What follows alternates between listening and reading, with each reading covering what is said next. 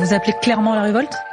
D'abord, je voudrais souhaiter bon anniversaire à ma grand-mère qui a 98 ans. Voilà, que j'appelle maman Marie. Je lui fais un gros bisou. Non, non, Fabien, tu ne gagneras pas avec un steak. Carousel passe son temps aussi à critiquer Jean-Luc Mélenchon, donc on s'en sort plus. Voilà, est-ce qu'on peut arrêter ça?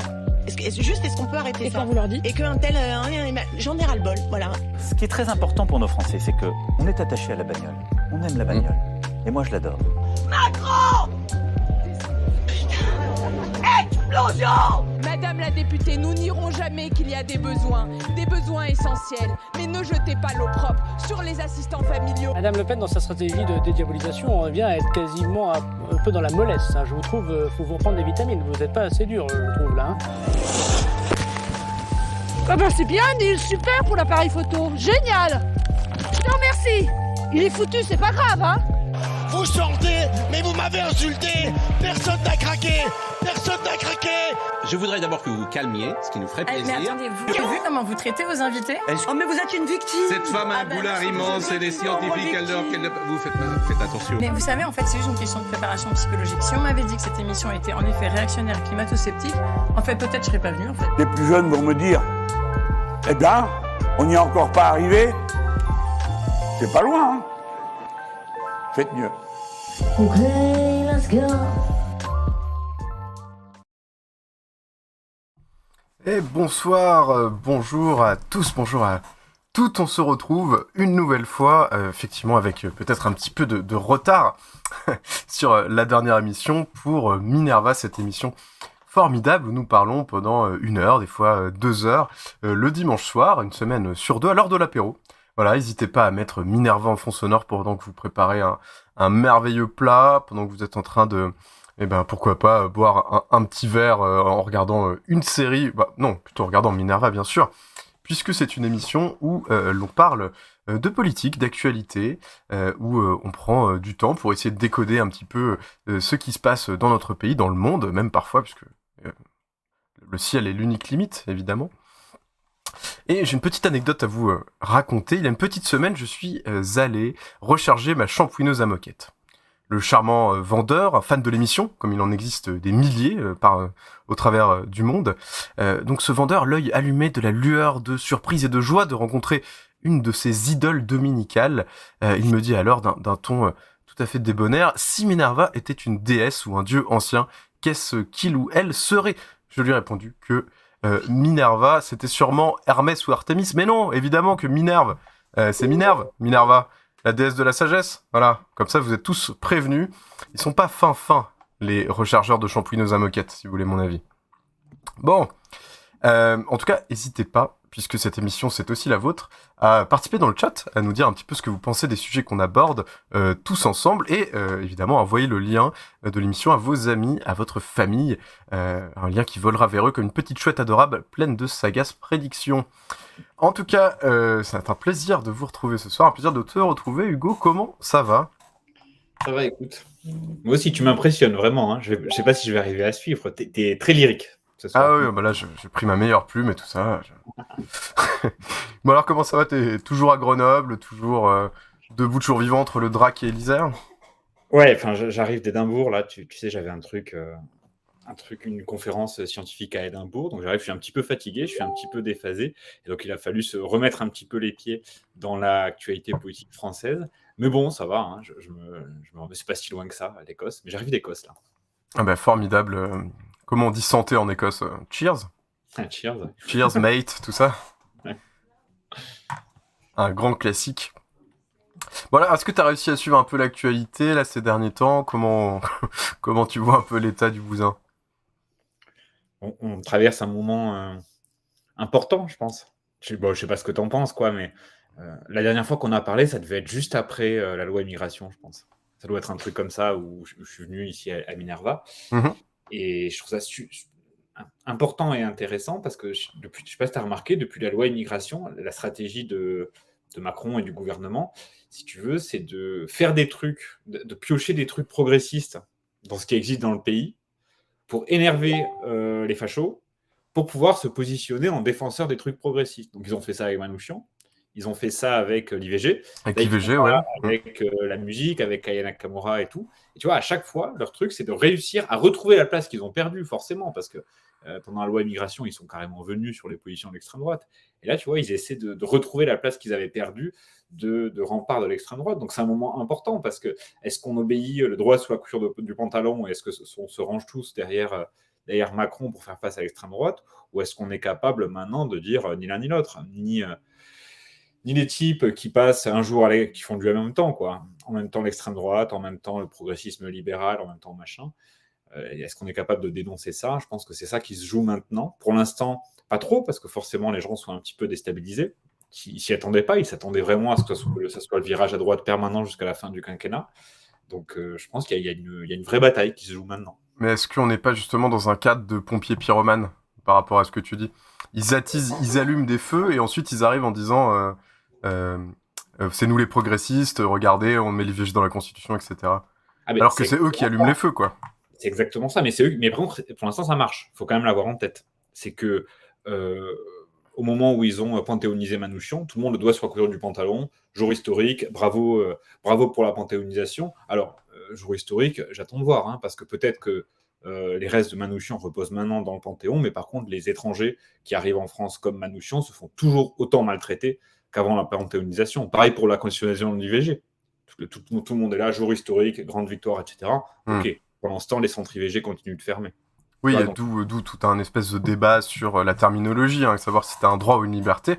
C'est le mot liberté qui a été poussé par la droite, puisque une liberté n'est pas garantie par l'État. En tout cas, l'accès à cette liberté n'est pas garanti par l'État, alors que quand c'est un droit, il faut garantir son accès universel dans tout le territoire, ce qui est quand même un gros point noir dans cette constitutionnalisation de l'IVG.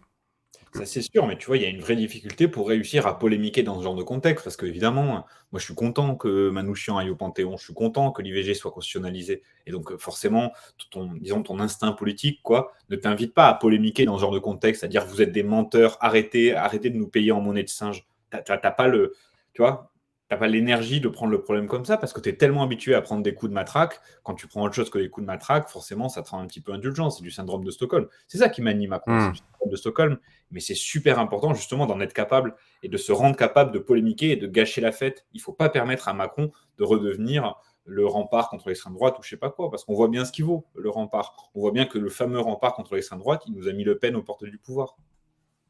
Mais effectivement, j'en profite, désolé, ça n'a rien à voir, pour dire bonjour à Jérôme du Sud et Choura94, notre modératrice qui est dans le chat. Vos messages ont disparu, n'hésitez pas à les remettre, tout simplement parce que l'aspect du chat n'était pas très joli, donc je l'ai changé, ça a supprimé vos messages. Bon, c'était juste bonjour, mais vous pouvez le remettre, ça fait toujours plaisir. N'hésitez pas. En tout cas, je te propose, on a commencé un petit peu à sentir, n'hésitez pas à nous le dire aussi dans le chat comment vous vous sentez par rapport à l'ambiance du moment, mais je trouve que tu l'as bien décrit. Mais justement, je trouve qu'il y a un sujet qui est un peu symptomatique, qui est arrivé là cette semaine, c'était mardi. Puisque Sciences Pipo, comme on les appelle, Sciences Pipo Paris a été bloqué par des étudiantes, des étudiants qui se sont mobilisés en solidarité avec le peuple palestinien et qui, c'est normal en France pour une université d'être bloquée régulièrement, c'est très important d'ailleurs, je le pense sincèrement, parce que c'est des moments très importants socialement pour les étudiants, on fait énormément de rencontres, et ça permet de se situer aussi par rapport au mouvement social, etc. C'est très important que les universités soient actives et un vrai bouillon, voilà. En tout cas, voilà, ils ont plus ou moins bloqué leur université, donc Sciences Po Paris, le mardi 12 mars, et il y a eu une rumeur qui a commencé à se répandre un petit peu partout, qui a été repris sur la plupart des antennes des médias d'info continue, qui consistait à dire qu'une étudiante d'obédience juive avait été exclue par une espèce de filtrage bloquant et qu'il y aurait eu des injures antisémites, etc., qui auraient été prononcées à son encontre. Et il semblerait, après vérification, que tout cela était absolument faux, qu'il n'y a eu aucune insulte antisémite, que l'étudiante en question déclarait avoir bien pu avoir accès à l'université, etc. Donc c'est vraiment une histoire qui reposait sur une rumeur. Et du coup, voilà, je voulais avoir un petit peu ton opinion, ton regard sur cet événement, ou plutôt ce non-événement, puisque Voilà. Comment est-ce que tu vois l'emballement médiatique qui s'est produit autour de ça? Bah, d'abord, il y a plusieurs choses. La première, bon, c'est qu'effectivement, comme d'hab, on est habitué depuis le 7 octobre, quoi, où toute contestation de la diplomatie française, et même en fait, pas que de la diplomatie, même de la politique intérieure, est de plus en plus assimilée, et de plus en plus facilement par par la propagande gouvernementale, quoi, enfin, par le camp gouvernemental, largement relayé par les médias, à de l'antisémitisme. Mais bon, ça commence à être habituel, et en réalité, mon opinion, c'est quand même que il n'y a plus grand monde qui est dupe de ce genre de truc, quoi. À la seconde où tu contextes le fait que ce soit une bonne chose de couvrir Gaza de bombes, tu te fais traiter d'antisémite, donc bon, ouais, c'est pas très sérieux, c'est dommage, parce que du coup, ça démonétise un mot qui est important. Moi, je pense que la lutte contre la persécution dont les Juifs sont l'objet, c'est une lutte importante, et évidemment, tous ces gens qui enrégimentent le mot au service de la politique impérialiste à Gaza démonétisent complètement le mot, mais mettons ça de côté, parce que évidemment, il n'y a pas de danger antisémite à Sciences Po, pas plus qu'il y a de danger islamo-gauchiste, pas plus qu'il y a de danger woke, c'est simplement les paniques dont maintenant on commence à être habitué de la droite réactionnaire, qui s'inquiète du fait que la jeunesse soit en désaccord avec elle. Ça n'est que ça. Bon. Par contre, il y a quand même une question qui est super intéressante, c'est que si tu veux, Sciences Po, c'est pas la fac de lettres de Bordeaux ou de Toulouse ou de Rennes. Sciences Po, c'est l'endroit où on forme des gens pour administrer la France. C'est un endroit où on forme, n'empêche, une partie des élites et une partie du haut de l'appareil d'État et de la fonction publique. Donc, de moins en moins. Mais oui, ça reste réel. Bah, par exemple, Gabriel Attal, il en vient, tu vois. Enfin bon, t'as toute une série de hauts fonctionnaires qui viennent de là. Et c'est quand même super important et super intéressant, je pense, que dans le berceau des élites, quoi, il y a de la contestation et il y a du désaccord vis-à-vis de la politique internationale de la France. Et je pense qu'il faut appuyer cette fracture-là, puisqu'on est dans un moment, moi je pense, j'ai écrit quelques textes qui disaient, en gros, l'actualité de la Révolution, l'heure de la Révolution est venue, parce que la bourgeoisie est plus capable d'administrer la France. Je pense que c'est un des symptômes de ça, c'est que en fait, même les gens qu'on est en train de préparer à administrer la France demain sont pas en adhésion par rapport au projet de la bourgeoisie. Et du coup, il faut appuyer sur cette fracture au maximum pour faciliter et pour accélérer le renversement de ce régime qui peut plus durer, qui aujourd'hui se traduit par la guerre au Moyen-Orient, en Europe de l'Est, et qui demain se traduira peut-être par la guerre sur notre sol, sur des manifs interdites, on en a déjà, enfin tu vois. Donc, je pense que c'est super important d'appuyer et de se saisir de ce moment où ces jeunes gens qui n'y sont pas habitués, qui ne sont pas habitués à ce qu'on leur retire la liberté d'expression, etc. Il faut se saisir de ce moment pour les faire progresser dans leur tête, tout simplement, pour aider à leur prise de conscience, pour qu'ils prennent conscience du fait que la classe à laquelle ils appartiennent ne doit plus diriger la France. Mais est-ce qu'il n'y a pas justement une sorte de fracture générationnelle avec une bourgeoisie vieillissante qui s'est vraiment raidie, et peut-être leurs fils, leurs petites filles, qui eux ont d'autant plus conscience des grands enjeux de société, donc à la fois d'un point de vue géopolitique, mais aussi d'un point de vue écologique. Je pense, je sais pas si tu te rappelles, il y a quelques temps, peut-être quelques années, je me souviens plus, des ingénieurs agronomes, toute une promotion qui avait décidé de faire un pied de nez lors de leur remise de diplôme en disant voilà, nous on ne participera pas à un modèle productiviste Monsanto, etc. Et on va essayer de développer un contre-modèle, alors que voilà, c'était vraiment l'élite des agronomes français. Est-ce qu'il n'y a pas justement un décrochage d'une partie de la jeunesse bourgeoise, en tout cas éduquée, vis-à-vis des grandes valeurs de leurs parents? Alors, c'est pas la même chose. Hein. C'est quand même la première chose, c'est que d'une part, il y a une jeunesse friquée en France, une jeunesse élitaire, etc., qui s'est jamais inquiétée de remplir le frigo. Tu vois, bon. Et d'autre part, il y a une masse croissante, mais on le voyait déjà pendant Nuit debout, pendant le mouvement de la loi travail, il y a une masse croissante d'intellectuels pauvres dans notre pays. Mais c'est pas la même chose. Et le détachement des seconds, les intellectuels pauvres, en fait, ça fait 10 ans qu'il est consommé, ça fait depuis le milieu du quinquennat Hollande. Depuis la loi travail, en fait. Ouais. Par contre, c'est vrai qu'aujourd'hui, ce à quoi on assiste, c'est des catégories, tu parlais des ingénieurs, c'est vraiment le cas, qui jusque-là étaient très fidèles au régime dominant et qui s'en détachent parce qu'ils voient bien que ça va dans le mur pour des motifs, c'est pas tous les mêmes, hein, y compris. Il y a par exemple le motif écologique, il y a le motif de la perte de sens, il y a plein de motifs comme ça qui coexistent et qui se nourrissent mutuellement. Par contre, la difficulté et le défi, je dis la difficulté, c'est surtout un défi, c'est qu'en fait, ces jeunes gens, tu as raison, parce que c'est toujours de la jeunesse quoi, que viennent ces prises de conscience. C'est du côté des gens qui ont l'avenir devant eux et qui ne veulent pas le passer à ça. C'est normal que ça vienne de la jeunesse, bon. Mais ils voient bien que ça ne peut pas continuer. Mais par contre, ils ne voient pas quelle est l'alternative. Et c'est super important. Ils voient bien que leur classe à eux est condamnée à périr. Qu'elle ne peut plus rester aux affaires du monde. Mais ils ne voient pas quelle classe peut remplacer. Et moi, je pense quand même, par exemple, que le fait d'aller... les types dont tu parles, il y en avait un, ça m'avait frappé. Il avait fait une interview, il disait je vais devenir boulanger dans le Larzac. Je vais aller faire du pain dans le Larzac. Bon, c'est à mon avis une évidence que la solution aux grands problèmes sociaux de notre époque ne réside pas dans le fait de faire du pain dans le Larzac.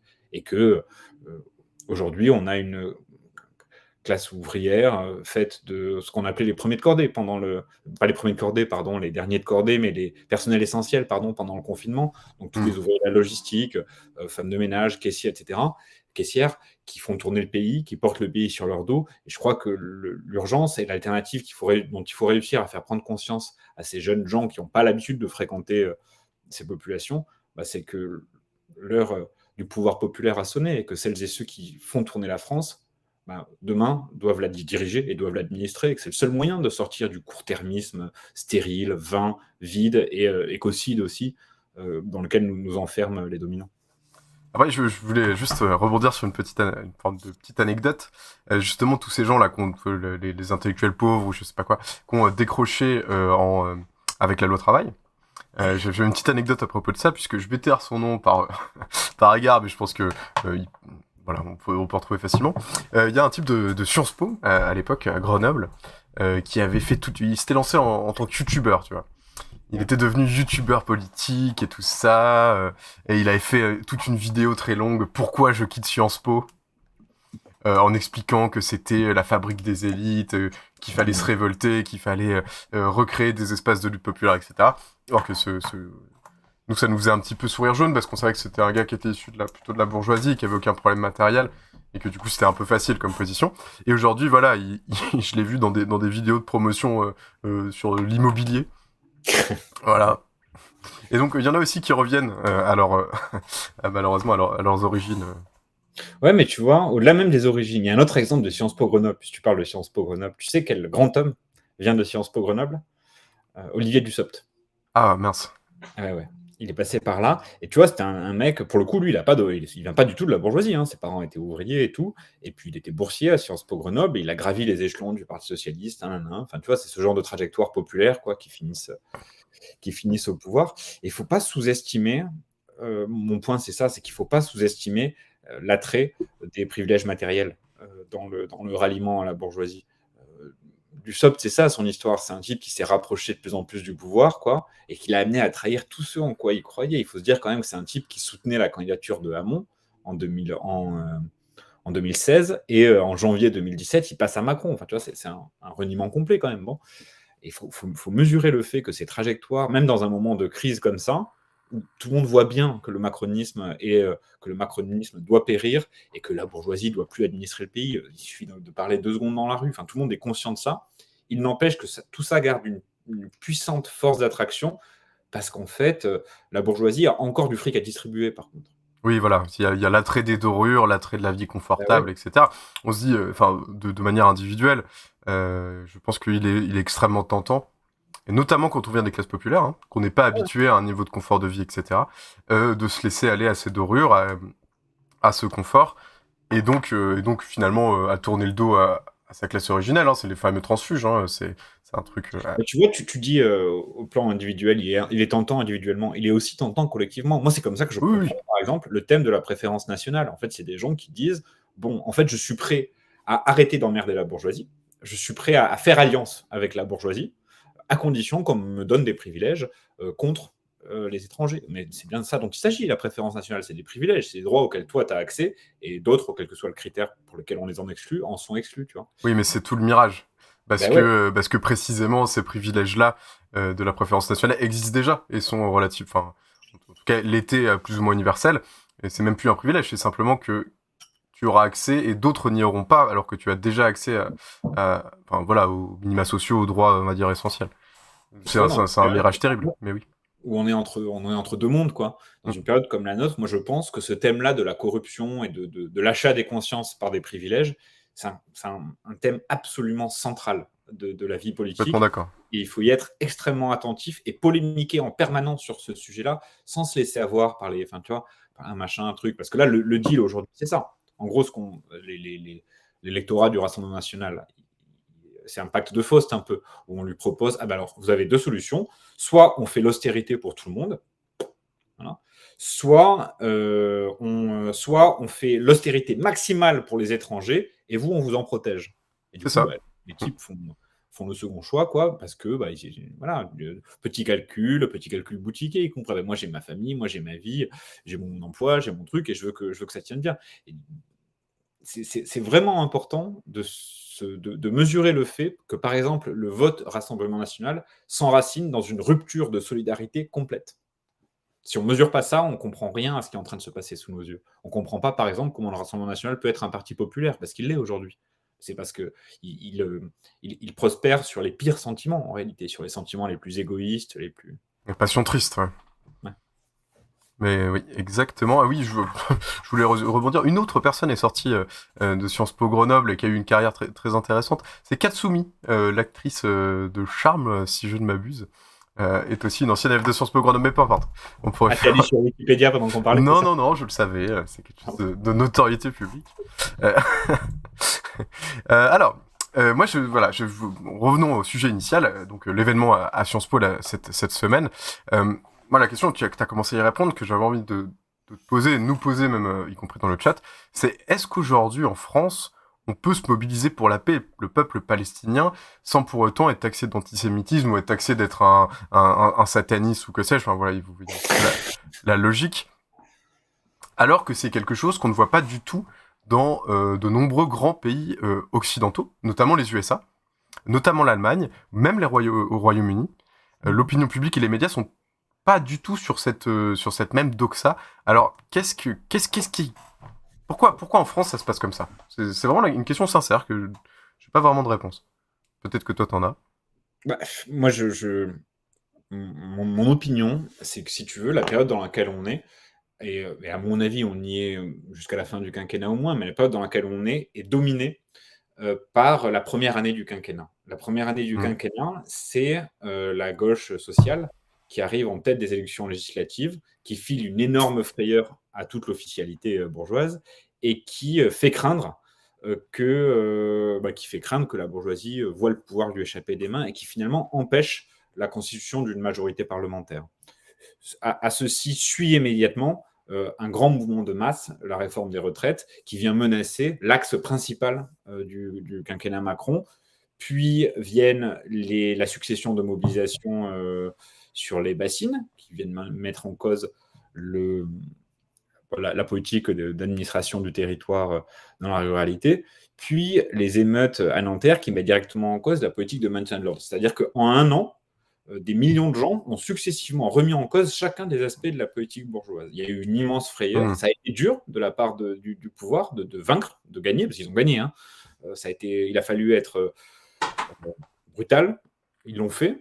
Et du coup, maintenant, ils sont hantés par une haine revancharde et ils sont en mode il faut couper à la racine, quoi. Il faut empêcher à tout prix les gens de relever la tête. Et c'est pour ça que le moindre signe de, je ne sais pas comment dire, mais le moindre signe de dissidence, de discorde, quoi, de désaccord, de conflictualité sociale, ils se tiennent vraiment disposés à l'écraser à coups de poing, à l'écraser très, très, très, très violemment. En tout cas, quand ça vient du prolétariat, enfin quand ça vient des catégories les plus populaires de la population et les plus internationalistes aussi, c'est le cas là sur Israël-Palestine, d'autant que moi je suis de vieille tradition léniniste. Pour moi, la question de la guerre et de la paix, c'est l'épreuve du feu en fait, pour la lutte des classes. C'est-à-dire que si tu n'es pas capable d'affronter la politique internationale, la politique extérieure de ton gouvernement, en fait, tu es capable d'affronter rien du tout. Tu te ranges derrière eux, le doigt, comme en 14, quoi, le doigt sur la couture du pantalon, tu salues le drapeau, et puis bon, voilà.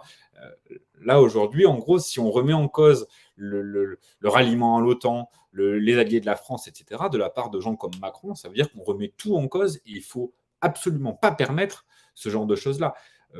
les Anglais, les Américains, les Allemands ne sont pas encore à ce niveau-là dans la lutte des classes. Il n'y a pas encore eu les affrontements violents où, en mars, il y a un an, tout pile, on savait vraiment pas si le gouvernement allait rester debout. Ouais, c'est qu'on est en avance sur la lutte des classes et qu'ils ont peur, en fait. On est en avance de phase. Ils ont peur, pas maintenant. Ils ont eu très peur il y a un an, et du coup, ils sont en train de se venger. C'est ça qui s'est passé. Ok, d'accord. C'est une analyse que je trouve très intéressante. Voilà, moi, j'essaie d'y voir des raisons historiques ou même d'intérêt direct, d'un soutien inconditionnel à Netanyahou, et en fait, j'en vois pas vraiment. Donc, c'est une explication qui... Y compris Macron, tu vois, c'est un mec qui se voudrait plutôt libéral, tu vois, libéral au sens de Trudeau. Tu vois, qui se voudrait plutôt monarque éclairé, qui gère sans jamais brutaliser, tout ça, qui écoute tout le monde et tout. Il aimerait avoir cette image-là. Je pense que ça lui plaît pas, quoi, de devoir se comporter comme un despote et d'être super comparable à Poutine par plein de points. Il aimerait bien être le camp du bien. Il n'arrive pas à l'être, mais pour cette raison-là, parce que la classe ouvrière française a fait montre d'une combativité impressionnante dans la dernière période et que du coup, il a fallu mettre en œuvre des mesures plus agressives contre elle que contre la classe ouvrière allemande, anglaise, etc. Ok, je trouve ça très intéressant. Et d'ailleurs, sans transition aucune, même si il y a un léger rapport qui est probablement le raidissement raciste de notre société, l'affaire Aya Nakamura, qui a fait beaucoup couler d'encre, peut-être que c'est une sorte de contre-feu sans doute, mais en tout cas, c'est une affaire intéressante, puisque ça commence avec notre sérénissime président, qui a déclaré vouloir que l'artiste chante une chanson d'Edith Piaf, si je ne me trompe pas, et vous me corrigerez, à l'occasion de l'inauguration des Jeux Olympiques de Paris, là, dans 3-4 mois, hein, c'est demain. Alors, depuis que cette rumeur a circulé, Aya Nakamura a été victime d'insultes et d'attaques racistes d'une violence rare. D'ailleurs, j'en profite pour dire que j'ai peur de spoiler ou pas, mais en tout cas, je crois qu'un texte très intéressant va sortir sur nos révolutions. Je ne sais pas s'il est encore sorti à l'heure où je vous parle. Mais en tout cas, il va sortir où il est sorti. Donc, notamment de la part d'un groupe d'extrême droite, connu sous le nom des Natifs, qui est probablement lyonnais, à mon avis, qui a publié une banderole disant « Il n'y a pas moyen, Aya, ici c'est Paris », bon, c'est des Parisiens, pardon, pas le marché de Bamako. Il faut aussi souligner plusieurs choses, parce que beaucoup de gens ont parlé autour, est-ce qu'elle est légitime ou pas légitime à représenter finalement notre pays, hein, pour l'hymne, on le sait, hein, la cérémonie d'ouverture des JO, c'est une manière pour un pays de montrer sa puissance, de montrer ce qu'il est capable de déployer au monde entier. Je pense qu'on est nombreuses et nombreux ici, en tout cas c'est mon cas, avoir été particulièrement marqué par les JO de Pékin, l'ouverture avec les tambours, c'était il y a presque 15 ans maintenant. Mais où on se disait, voilà, ok, la Chine, ils sont chauds, quoi. Ils savent organiser des trucs, ils sont extrêmement vénères. Donc, voilà. Juste un petit, pour apporter quelques éléments à la discussion, j'ai un petit peu regardé, parce que j'entendais beaucoup, oui, c'est une des chanteuses les plus connues à l'international. Effectivement, j'ai regardé les stats un petit peu. Son tube Dja, là, le plus connu, a recueilli 1 milliard de vues sur YouTube. C'est rare que un tube recueille 1 milliard de vues sur YouTube, c'est très rare. Et en fait, elle est actuellement l'artiste française la plus écoutée à l'international. Ce qui est vraiment très étonnant, en tout cas très marquant. Alors, la question que j'avais envie de te poser, c'est quoi en fait le problème avec Aya Nakamura, Hugo ? Pourquoi est-ce que les gens n'étaient pas contents ? Les gens s'en foutent, hein. C'est pas les gens qui sont pas contents, c'est des agitateurs d'extrême droite. Mais comment dire ? Ouais, ça fait parler des gens comme toi et moi, hein. Il y a beaucoup de gens qui en ont parlé. Moi, tu vois, je suis pas mécontent. Je pense qu'il faut séparer deux débats. Alors, qu'est-ce qui excite ? C'est Zemmour qui a lancé la polémique à la base. C'est dans un meeting de Zemmour que ça a explosé. Ouais, il a fait huer Aya Nakamura et tout, et à partir de là, c'est devenu un fait public, parce que c'est qu'une rumeur, hein, en plus, le fait que Macron lui demande de jouer Piaf. Mais bon, à mon avis, il y a deux aspects, quoi, dans ce qui rend faux, dans ce qui rend les gens d'extrême droite fous dans cette histoire. Alors, d'une part, en vrai, ils en sont quand même réduits à mener des débats de folklore, quoi. C'est-à-dire que c'est quand même une classe qui n'a plus rien à raconter sur la société, qui ne sait pas ce qu'il faudrait faire pour faire face aux grandes crises, et qui parle de chanteurs, qui parle qui parle de films, qui parle de folklore, quoi. Ouais, ils sont très sur le... Mais c'est un fait intéressant, je pense. Je me permets de rebondir. C'est que, notamment, la droite extrême, la plus crasse, quoi, les néo-nazis, hein, quoi, enfin les néo-nazis français, les néo-pétainistes, sont vraiment à fond sur la culture. Leur sujet principal, c'est la culture, alors qu'ils n'ont aucune proposition à mettre en avant. Mais en revanche, ils critiquent beaucoup la culture actuelle, sans pour autant proposer une culture qui soit plus réjouissante ou plus intéressante. Ouais, mais pas que, tu vois, parce que les libéraux aussi, c'est le cas. Tu pourrais appeler, par exemple, la gauche Netflix, quoi, qui s'imagine que tu as annulé les inégalités en mettant davantage de noirs dans une fiction. Ouais, c'est un vrai champ. Bah, de toute façon, c'est Gramsci, c'est le champ des idées, tout ça, de la bataille culturelle. Ouais, mais tu vois, c'est aussi des gens qui, parce qu'ils sont incapables de faire autre chose, font ça. Parce que c'est quand même beaucoup plus facile de discuter dans le ciel de la culture que de mettre en œuvre des politiques publiques qui changent la vie des gens. En fait, ça fait moi tout ça, ça me fait un petit peu penser au thème de la. Bah, toi, t'aimes bien, je sais, au thème protestant de la réforme du catholicisme, tu vois, où les types, vu qu'ils sont pas capables et qu'ils veulent pas réformer la manière dont les gens vivent, bah, ils vont réformer la Bible. Comme ça coûte rien, quoi. C'est du papier. Tu changes des textes dans du papier, et puis les gens ont la même vie de merde, mais enfin, ils ont plus le même texte religieux, donc ça change quelque chose. Donc, tu vois, il y a quand même un côté un petit peu futile. Je suis tout à fait d'accord avec cette proposition. Non, mais bon. Je pense que ça a changé pas mal de choses. Mais bon. Mon point, en tout cas, je lisais là le bouquin, je le conseille à tout le monde, La guerre des paysans allemands d'Engels, où il raconte comment Luther, en faisant ses propositions de réforme, ne voulait surtout pas que ça évolue vers la réforme sociale et a même participé à l'écrasement de l'insurrection paysanne qui a accueilli ses thèses. Donc bon, mon point ici, c'était de dire que c'est quand même des gens qui cherchent qui cherchent à s'échapper, quoi, et qui cherchent à ne pas assumer le fait qu'ils sont pas capables de diriger le monde. Et la deuxième chose, je pense que c'est quand même des catégories de la population qui sont noires de désespoir, quoi. Hein. Non, ils vont pas bien. Parce qu'en fait, Aya Nakamura, ça envoie quoi comme message? Moi, c'est pas mon truc, ce genre de musique. Mais enfin, c'est populaire, c'est jeune, c'est optimiste, quoi. C'est dynamique, ça danse et tout ça. Et du coup, je pense qu'il y a la haine de ça aussi. Il y a la haine du fait qu'on puisse dire et faire des choses positives dans le débat public. Je pense il faut aussi parler d'un point important, c'est je pense aussi le fait que ce soit une chanteuse noire. Issue des classes populaires, enfin c'est ça aussi à mon avis qui se joue, c'est que c'est tout ce qu'ils détestent finalement. C'est clair, ouais, c'est une image qui voudrait effacer, quoi, enfin qui voudrait supprimer du visage de la France. Mais bon voilà, en tout cas j'insiste sur le fait qu'ils se préoccupent de savoir à quoi ressemble la France plutôt que de savoir ce qu'elle est, ce qu'elle fait, etc., etc. Ils se préoccupent beaucoup de folklore. En gros, ils opposent Edith Piaf à Aya Nakamura, mais comme si cette opposition avait le moindre sens. Enfin, tu vois, comme si c'était un débat aujourd'hui dans le pays. C'est pas sur ça que les gens vont voter. En 2027, par exemple, les gens vont pas voter Aya Nakamura ou Edith Piaf. Ils vont voter pour les privatisations ou pour les services publics. Tu vois, et c'est vraiment une manière de transformer les débats auxquels est confronté le pays. Bon, ça, c'est pour l'attitude des mecs d'extrême droite. Et moi, je pense qu'il faut vraiment les prendre comme ça, tu vois. Je pense que c'est vraiment important de se moquer d'eux, quoi, et de dire, mais vous êtes des petits enfants, quoi. Vous êtes en train de nous parler. Il y a la guerre dans le monde, il y a la destruction des services publics, le pays qui a 2 doigts de l'affaissement, des tensions considérables et tout. Et vous nous faites des polémiques sur des chansons. Vous êtes des petits enfants. Je pense qu'il faut leur parler comme ça, parce que je pense qu'il faut susciter chez les gens la prise de conscience d'après laquelle, mais c'est pas sérieux, quoi. Tu vois, c'est pas sérieux. Et ces gens qui prétendent diriger la France sont vraiment une classe qui doit laisser la place, qui est plus capable de rien. Il faut que les gens en prennent conscience de ça. Il ne faut plus qu'on se laisse intimider par ces types qui avaient l'habitude de nous regarder de haut. Bon, Zemmour, c'était un éditorialiste et tout ça, il savait ce qu'il faut faire et tout ça. Quoi, il sait ce qu'il faut faire? Il est en train de mener campagne sur une chanson. Il sait rien du tout, ce type-là. Enfin, tu vois, bon. Il joue sur des fractures et en fait, il surfe sur un racisme qui est en train de se décomplexer. Je pense que c'est une manière de mobiliser. Parce qu'en fait, ces types-là d'extrême droite qui, en fait, sont des Don Quichotte, quoi. Ils affrontent des putains de moulins et ils ont besoin de nous faire croire que leurs moulins sont réels très régulièrement.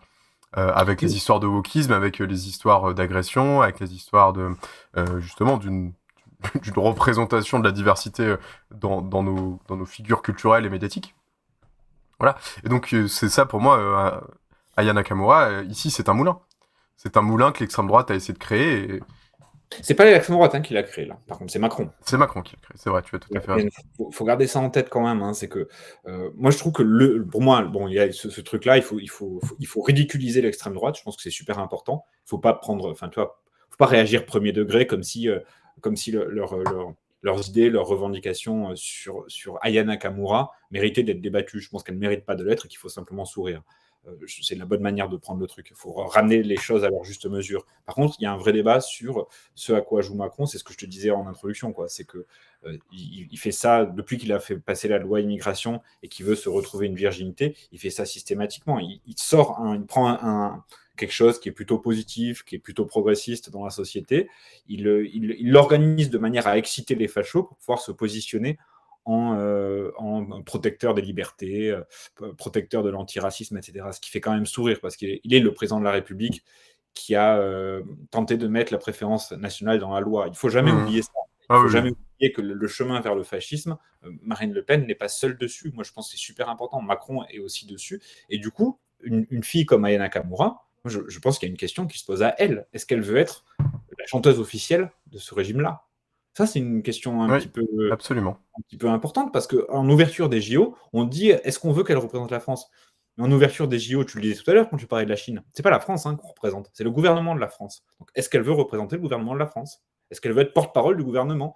Et je pense qu'il y a besoin de lui poser la question, et il y a besoin de poser la question à toutes celles et ceux qui sont en ce moment choqués par les trucs choquants, de toute façon, racontés par Zemmour, les fachos et tout. Il faut leur demander, mais du coup, est-ce que vous soutenez Macron ? Non ? Alors, il faut le dire. Il faut le dire, non, nous n'avons rien à voir avec ça. On aime Aya Nakamura, on aime la France multinationale qui vient du Mali, qui vient d'Algérie, qui vient d'un petit peu partout, populaire. On aime la France qui danse, on aime la France optimiste et tout ça, mais on n'a rien à voir avec Macron et on combat ces gens-là. Et c'est super important de remettre la conflictualité sociale là où il essaie de la supprimer. Il essaie de nous faire croire qu'il y a un camp en France, il y a un camp Aya Nakamura vs un camp Le Pen. Et le camp Aya Nakamura, ça serait Macron plus le peuple. Non, c'est pas vrai. On n'est pas dans le même camp et on ne sera plus jamais dans le même camp. Il a tabassé les manifs pour la retraite, il a éborgné les gilets jaunes et il a fait la loi immigration. Il ne faut plus jamais, il ne faut pas oublier ça. Il ne faut pas lui permettre de l'oublier, quoi qu'il fasse derrière. Même s'il met des chanteuses populaires au JO, même s'il panthéonise des résistants communistes, même s'il constitutionnalise l'IVG, on ne sera plus jamais dans le même camp. C'est super important pour moi. Ça, c'est une évidence et je partage complètement. Et d'ailleurs, moi, j'aimerais être dans le camp d'Aya Nakamura, ne serait-ce que parce qu'elle a 1 milliard de vues. Et ça fait quand même vraiment beaucoup. Donc, j'aimerais qu'elle soit au moins dans notre camp, elle. Ça serait une bonne nouvelle. Parce que cette je sais pas ce qu'elle pense, tu vois. Aya Nakamura, des problèmes sociaux et politiques auxquels elle est confrontée. Elle a pas mal dénoncé le racisme, justement, face à le harcèlement qu'elle s'est pris. Avec sa manière à elle de le faire, mais oui, notamment sur Twitter, X, elle a pris la parole plusieurs fois pour les insulter, globalement. Moi, je pense que c'est assez important de prendre appui, là, sur... En fait, il faut les piéger, quoi, leur propre truc. Ils essaient d'attaquer pour faire progresser les idées racistes. Moi, je pense qu'il faut prendre appui sur ça pour faire gagner, pour politiser davantage les gens que ça choque et pour aider chacune et chacun à prendre conscience du fait que là, aujourd'hui, si on ne s'engage pas en politique, en fait, le monde qu'on prépare, c'est celui de Marine Le Pen et d'Éric Zemmour. Donc, il y a besoin aujourd'hui j'utilise des mots un peu martiaux et tout, parce que c'est ceux qui me viennent, mais de rejoindre les rangs, quoi.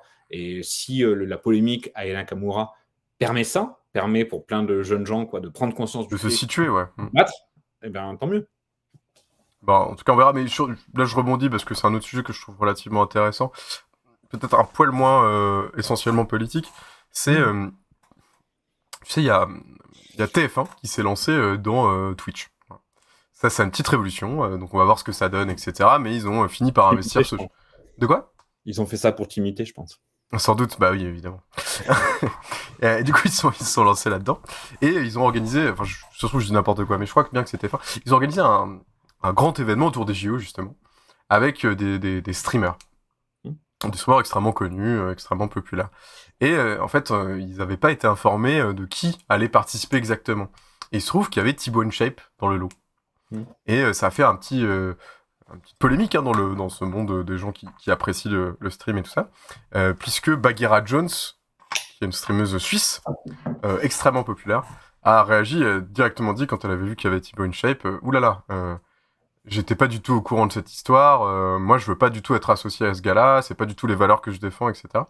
Et j'ai l'impression que, mais on en avait déjà un petit peu parlé dans cette émission, c'est que les streamers sont de plus en plus positionnés sur, justement, de quel côté de la barricade ils sont, et ils ont de plus en plus conscience, notamment ceux qui sont un peu plus âgés, voilà, entre 25 et 35 ans, on va dire.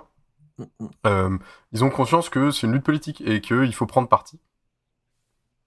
Et Ouais, je ouais. trouve ça intéressant que certaines, et notamment Bagheera en l'occurrence, aient pris parti dans ce combat. Voilà, elle voulait pas faire un truc avec un type qui fait la promotion du gouvernement en permanence. Ouais, pas que du gouvernement d'ailleurs, mais De ouais, plein de ouais. choses pourries, mais notamment du gouvernement, quoi. Ouais, ouais. Non, mais oui, mais de toute façon, on est dans un moment comme ça, hein. Quand on dit l'actualité de la révolution, c'est-à-dire qu'on est à un moment où tout le monde se positionne sur l'axe de la lutte des classes. Et tout le Mm. monde, vraiment. Et tu vois bien que. Moi, quand j'avais 15 ans, quoi, tout était apolitique. Dès que tu disais un truc un petit peu politique, on disait mais non, mais faut arrêter de vouloir tout politiser et tout. Aujourd'hui, tu vois bien, le festival de Cannes est politique, il y a Justine Triet, il y a machin, l'ouverture des JO est politique, tout est politique parce qu'on est dans un moment où les classes sont jetées à pleine vitesse les unes contre les autres et où du coup chacun doit se positionner. Mais c'est un moment excitant, inquiétant évidemment, mais excitant aussi de l'histoire parce qu'on voit bien quoi, que le monde dans lequel on a vécu jusque-là va radicalement changer. On ne peut pas dire à l'avance dans quelle direction. On essaie de pousser pour que ce soit dans telle direction plutôt que telle autre. Mais on est dans un moment où tout le monde est obligé de se positionner. Il faut hâter le fait que les gens qui ont des intentions positives, égalitaires, généreuses, etc., se positionnent plus vite que les autres. Absolument. Et donne aussi quelque part l'exemple. Parce que ça fait un petit peu peur de se positionner, c'est pas facile, c'est pas évident. C'est-à-dire qu'il faut prendre la parole dans, je sais pas, quand t'es avec les gens de ta boîte qui disent des dingueries, il faut leur dire bah non, qu'est-ce que c'est que ça. Et voilà, et c'est pas facile. Mais Oui, c'est pas forcément comme ça, parce que là tu prends un exemple où c'est vraiment dur, tu vois, parce que c'est vrai que quand tu es dans un collectif de travail, c'est dur d'ouvrir un conflit et tout ça, ça te met éventuellement. Ou avec des amis, voilà. Mais tu vois, il y a plein de situations où déjà, les gens autour de toi, les gens de ta boîte ou tes amis ou je sais pas, ils disent des trucs super positifs, tu vois. Ils disent, je sais pas, ils sont choqués par tel truc raciste ou alors par telle mesure gouvernementale ou alors par le montant des salaires ou je sais pas quoi. Et en fait, ce qui aurait besoin, c'est que quelqu'un leur propose de se fédérer. Et tu vois, il n'y a même pas toujours besoin d'entrer en conflit. Des fois, et par contre, il faut prendre la responsabilité de dire, bon, nos petites colères individuelles, nos petites miettes de colère, on va les agréger à un grand tout. Et je pense qu'il y a ça, il y a besoin de ça aussi. Il y a besoin de ce que tu dis, c'est-à-dire d'aller au conflit, et il y a vraiment besoin de ça. Mais il y a aussi besoin de fédérer, de rassembler, de grouper, parce que on est super impuissant, quoi. Tant qu'on sera derrière notre ordinateur, chacun en train de rager, éventuellement de faire un post, je sais pas, Twitter, Instagram, Facebook, enfin, c'est pas comme ça qu'on change le monde, jamais. Ouais, oui, non, mais c'est très juste. Et sans transition aucune, je propose qu'on parle des élections européennes. Les élections européennes, la grande indifférence, en tout cas, c'est un petit peu mon point de vue. J'ai l'impression que tout le monde s'en fout. Dans le chat, est-ce que ça vous intéresse, les élections européennes? Si oui, pour qui vous allez voter pour les élections européennes? Est-ce que ça va être Monsieur Glucksmann, qui vous fascine par son charisme et par son envie de défendre l'Occident? Est-ce que ça va être, je ne sais pas moi, je ne les connais pas tous, Jordan Bardella, parce qu'il est quand même extrêmement beau? Est-ce que ça va être Marie Toussaint, parce que quand même, son meeting incroyable sur le body positive vous a convaincu? Peut-être ce sera Manon Aubry, parce qu'elle a quand même bien travaillé. Peut-être ce sera Marie-Maréchal Le Pen, on ne sait pas. Léon Desfontaines, on ne sait pas non plus. Voilà. En tout cas, n'hésitez pas à nous dire si ça vous intéresse, ou si ça vous intéresse pas. Voilà, moi je voulais revenir un petit peu, parce que y a un sondage qui est sorti il y a quelques jours, auprès de 12 000 personnes, c'est sorti le 11 mars, et il y a 31% des Françaises et des Français qui annoncent avoir l'intention de voter pour Jordan Bardella du Rassemblement National. Donc il est en augmentation, et juste en deuxième, mais quand même bien loin derrière, arrive Valérie Hayer, la tête de liste de la majorité présidentielle. Ensuite on passe à Raphaël Glucksmann, donc du Parti Socialiste et de Place Publique, avec 11,5% des intentions de vote. Marie Toussaint, des écologistes, avec 8,5%. François-Xavier Bellamy, j'allais dire le philosophe des ménagères, des Républicains, avec 7% d'intention de vote, à égalité avec Manon Aubry, donc de la France Insoumise. Ensuite, il y a Marie-Maréchal Le Pen, avec 5%. Et ensuite, on va dire un peu les plus petites listes, avec Léon Desfontaines et Nicolas Dupont-Aignan, un petit peu sous 5%. Voilà. Et surtout, ce que je voulais dire et ce que je trouve intéressant, c'est qu'il y a 46% des gens qui veulent se déplacer pour aller voter. Ce qui est extrêmement peu. Voilà, est-ce que toi tu en tires un enseignement, alors à la fois de la composition politique, là que j'ai un petit peu décrit très très vite, Donc évidemment, la NUPS part dispersée, on sait pas trop pourquoi. Voilà. Oui, on sait pourquoi. On sait pourquoi. Mais... Il y a des désaccords au sein de la NUPES. Enfin, voilà, tu regardes le vote là, sur la guerre en Ukraine. Bon, mais Glucksmann, il est pour envoyer des armes. Tu vois, il est même pour faire plus que ça. Hein. Oui, non, mais il y a des gens qui sont pour la guerre, il y a des gens qui sont pour la paix. Enfin, il y a des accords pour le coup. Moi, je suis favorable à une gauche dominée par son aile radicale, internationaliste, etc., etc. Et bon, l'aile libérale, proche du pouvoir et atlantiste, évidemment, elle n'est pas d'accord avec moi. Enfin, tu vois, elle n'est pas d'accord que la gauche soit dominée par les révolutionnaires. Donc, elle essaie de casser la NUPES. Mais c'est normal. Enfin, tu vois, genre, je ne suis pas pour, je trouve ça très négatif, etc. Mais je pense que c'est normal que les centristes de la NUPES aient essayé de la casser. Enfin, il n'y a pas de magie là-dedans. Mais tout à fait. Est-ce qu'ils ont réussi, du coup? Oui, ils ont réussi. Ouais. Ils ont réussi, mais t'inquiète. C'est vraiment dommage. C'est du temps perdu et tout ça. Mais moi, j'ai vraiment confiance. J'ai été impressionné, y compris comme militant, hein, en 2022, quand le peuple, enfin les gens, les électeurs ont imposé la NUPES. Je me souviens, on était sur les marchés et tout ça, et les gens, mais chaque seconde, il y avait des gens qui nous arrêtaient en nous disant « Vous avez intérêt à faire l'union parce que sinon, on va vous fracasser. » quoi. Bon, électoralement, hein, je parle pas de rien. Et du coup, la force de la volonté du grand nombre a forgé la NUPES en 1 semaine ou 2 semaines, alors que soi-disant, il y avait des désaccords indépassables et tout ça. Et moi, j'ai aucun doute sur le fait que les masses, quand elles s'éveilleront à nouveau, et elles s'éveilleront à nouveau parce qu'elles s'éveillent tout le temps, elles refabriqueront un outil unitaire pour aller au combat contre la bourgeoisie. Enfin, du coup, c'est un vrai problème et c'est un vrai pas en arrière occasionné par les éléments centristes de la NUPES. Mais il n'est pas du tout définitif pour moi. Il ne faut pas du tout désespérer parce qu'en fait, les gens sont capables d'imposer l'unité quand ils pensent que c'est la meilleure chose. Il n'y a pas de voilà. Mais par contre, ce que dit c'est pas aux élections européennes parce que les élections européennes, c'est historiquement une élection à laquelle les classes populaires ne participent pas pour des raisons qui sont super rationnelles. Hein. C'est que c'est une élection où quoi que tu votes, ça change rien. Ça ne change pas les politiques publiques, quoi. Enfin, ça ne change pas les mesures gouvernementales, etc. C'est une élection qui élit un Parlement qui est lui-même purement consultatif. Donc forcément, quand on croit au vote, quand on croit à la démocratie et tout ça, c'est pas du tout une élection qui donne envie. Et puis c'est très éloigné en plus. Ça paraît très compliqué et très éloigné, et ça l'est d'ailleurs. Ouais, et puis ça prend pas de mesure, quoi. C'est-à-dire que quoi que tu votes aux élections européennes, ça ne change rien aux mesures qui sont prises au plan européen.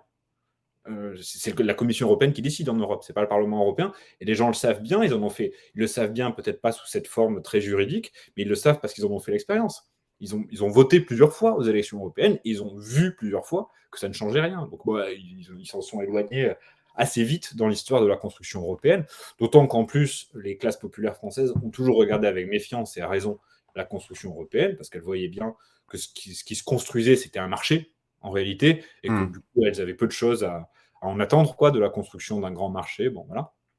Du coup, ce que nous donnent les chiffres que tu as donnés, en fait, c'est une élection où c'est la bourgeoisie qui fait l'élection. Ce que nous donnent les chiffres que tu as donnés, c'est les intentions de vote au sein de la bourgeoisie, en réalité. Ouais, mais ça, c'est très intéressant. Bah ouais. Ça redonne un peu espoir, d'ailleurs, parce que... Ça veut dire qu'en fait, ce qui se passe là maintenant, c'est que une frange, je ne sais pas si elle est majoritaire et tout, parce qu'après, il y a des effets de distorsion et tout ça, machin, mais aujourd'hui, tu as une frange considérable de la bourgeoisie qui ne croit plus en l'Union européenne, alors que c'était unanime, hein, jusqu'aux années 2000, quoi. En gros, c'était unanime au sein de la bourgeoisie. Là, tu as une frange considérable qui ne croit plus à l'échelon européen et qui se dit que pour réaliser le programme du patronat, l'échelle de la nation française est la meilleure. Donc, ces gens-là se sont d'ores et déjà ralliés à Marine Le Pen. Ensuite, tu as une frange, et ensuite, tu as l'espèce de bloc atlanto-libéral, dont l'aile droite, c'est Macron, et dont l'aile gauche, c'est Glucksmann. Mais voilà, ça décrit un truc. Il ne faut pas se rendre malade. Hein. Les 25% de la NUPES au premier tour aux législatives n'ont pas disparu. C'est simplement que c'est une élection où ils sont mécaniquement invisibles, parce que c'est une élection au sujet de laquelle les classes populaires pensent que ça ne sert à rien. Et le problème, c'est que c'est faux. Le problème, c'est que ça ne sert à rien au plan des mesures, ça n'influe pas les mesures prises par le Parlement européen. Et ça joue sur les rapports de force, ouais. Et ouais. Les élections européennes, ça propulse des partis, ou alors ça les éteint. Et on se souvient, par exemple, que la dernière élection européenne avait servi à tous les diviseurs de la gauche pour expliquer qu'il n'y avait pas de leadership évident, et du coup qu'il ne fallait surtout pas faire l'union.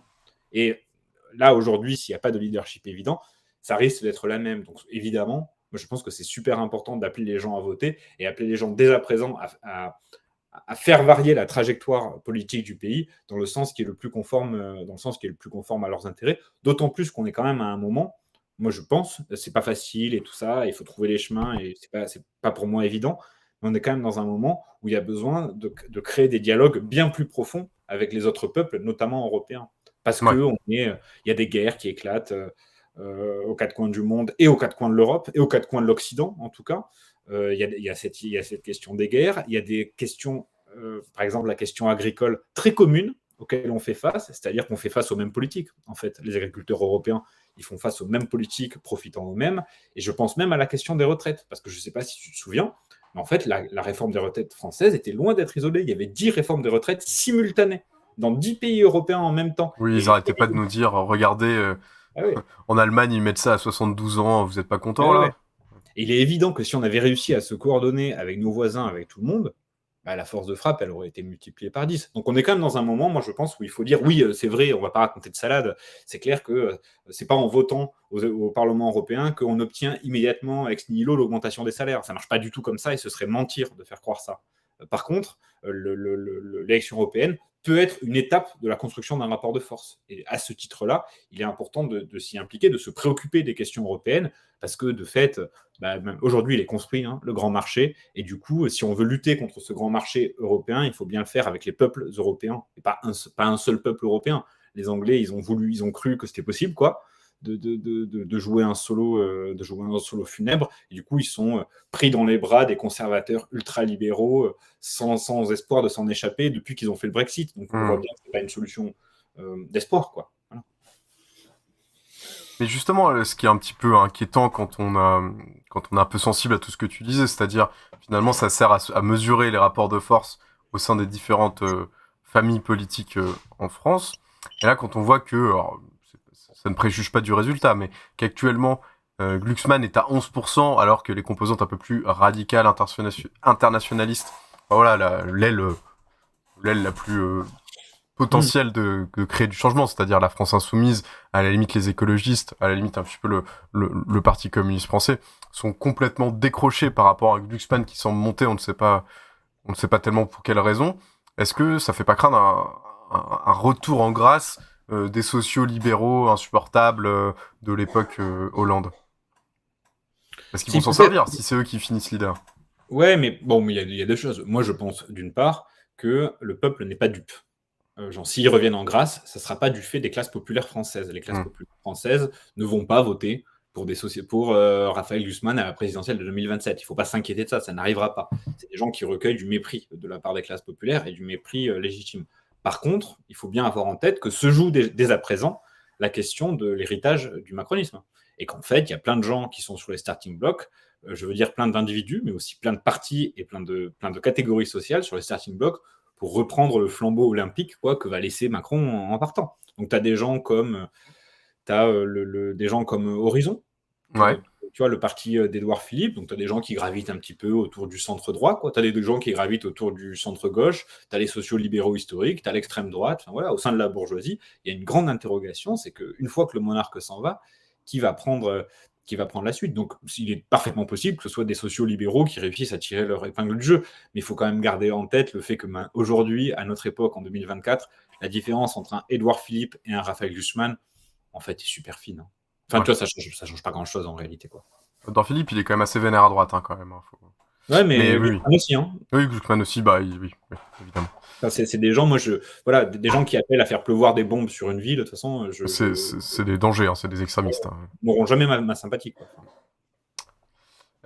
Choura nous dit, les intentions de vote se font sur ceux qui disent aller voter, il me semble. Donc, effectivement, peu les classes populaires, effectivement, mais du coup, c'est intéressant, ça nous donne peut-être un peu une vision très tronquée, qui est à la fois celle de ceux qui se mobilisent, c'est-à-dire les vieux et les riches, globalement, et un peu les militants, mais ça représente pas beaucoup. Et du coup, voilà, en fait, c'est qu'est-ce que pensent les vieux et les riches dans ce pays? Ils sont un peu fachos, ils sont un peu... Après, c'est 46%, c'est pas les vieux et les riches. 46%, c'est un peu plus que les vieux et les riches. En fait, c'est toutes les catégories aisées du pays. Ouais, c'est les classes supérieures. Les riches, mais tu vois, bon, ça induit un peu en avance. Toutes les catégories aisées du pays font cette élection. C'est un peu une élection censitaire, quoi.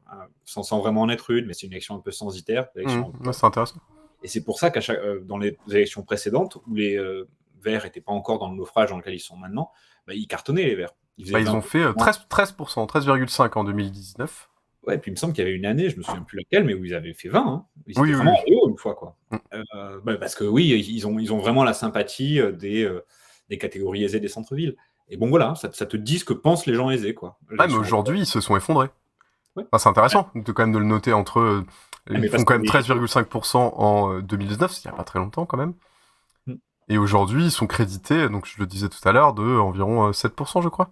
8,5%.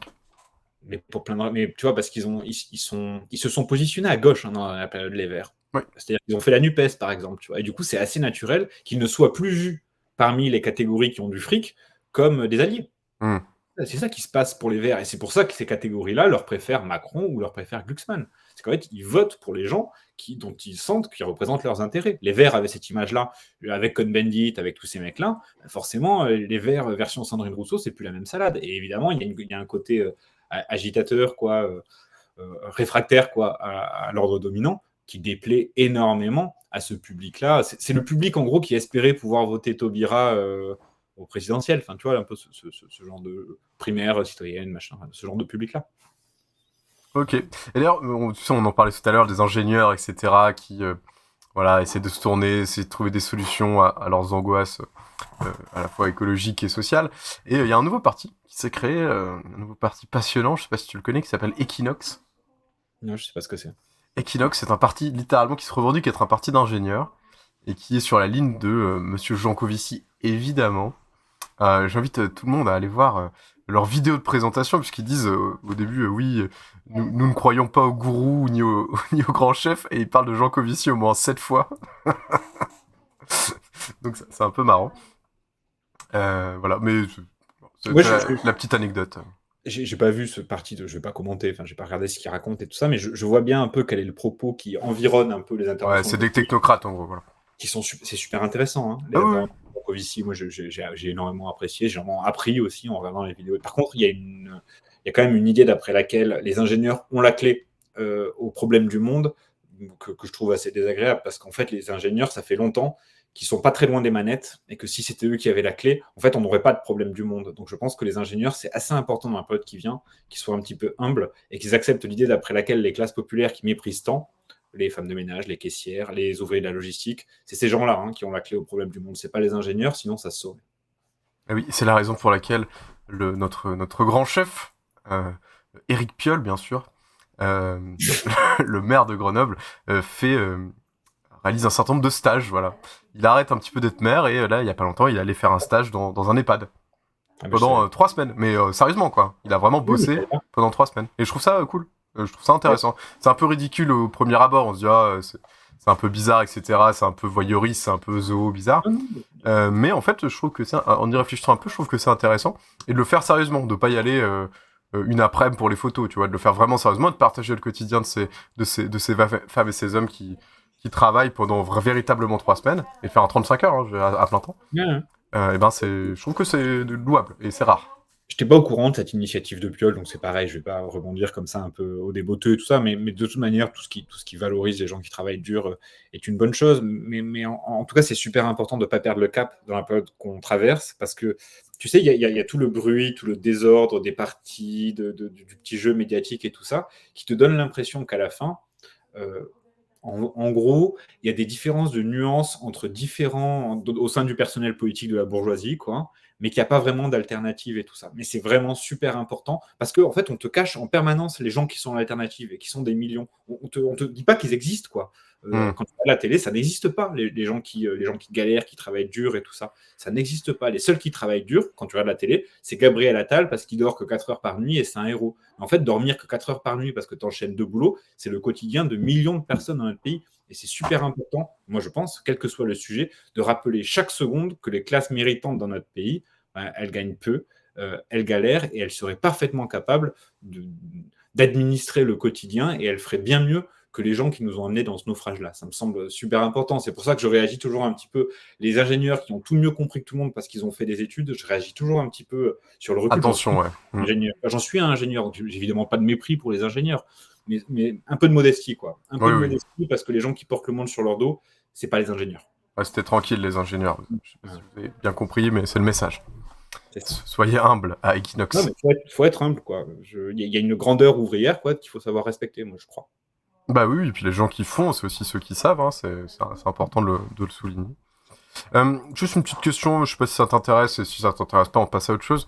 Est-ce que tu penses que, je pense pas, mais est-ce que tu penses que si tout le monde se moque un peu de ces élections, c'est que, quelque part, les têtes de liste seraient complètement inintéressantes ou les messages pas intéressants?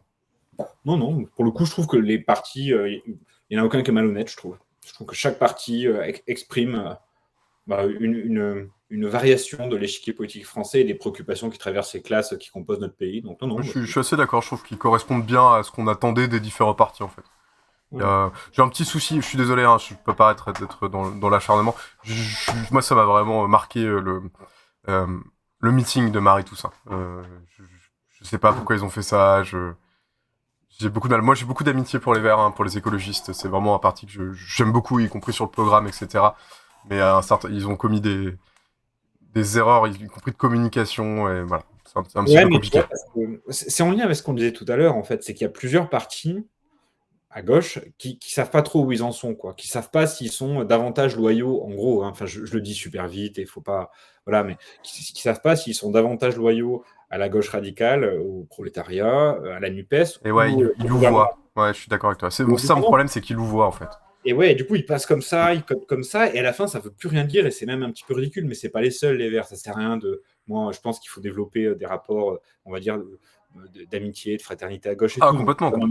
Je vais pas m'amuser à distribuer des bons et des mauvais points. C'est pas les seuls, les Verts. Ils sont plusieurs partis à être dans cette situation-là, mais c'est super important que tous ces partis, en fait, les gens se reconnaîtront, que tous ces partis qui sont dans cette situation où ils savent pas trop s'ils sont plus potes avec Darmanin qu'avec Mélenchon, quoi, en gros, il faut sortir de l'ambiguïté, être capable de dire, bon, ben, moi, je suis du côté du peuple, et puis voilà. Et en fait, quand tu sais de quel côté tu es, tu fais pas des boutithérapies.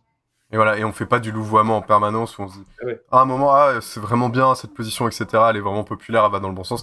Et le lendemain, de faire un truc complètement perché qui s'adresse à. Enfin, bref. Voilà. Il faut être clair, s'il vous plaît, par pitié, soyez clair et choisissez votre camp, qu'on y voit enfin un peu plus clair, justement. Je sais pas, est-ce que. C'est une question un peu pleine d'espoir, hein, sans doute très candide. Est-ce qu'il y a un scénario où tout le monde se dit non, on a vraiment déconné? On va à gauche, hein. On va se remettre ensemble. On a fait de la merde. On se remet en question et on va partir tous ensemble.